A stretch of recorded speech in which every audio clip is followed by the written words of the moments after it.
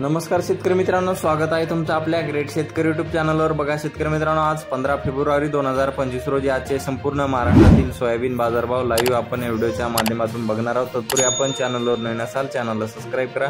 चला तर मग आपण प्रत्यक्ष व्हिडिओला सुरुवात करूया। बघा शेतकरी मित्रांनो, कृषी उत्पन्न बाजार समिती रिसोड या ठिकाणी जाते लोकल सोयाबीन जास्तीत दर 4080 रुपये क्विंटल। तुळजापूर या ठिकाणी बघा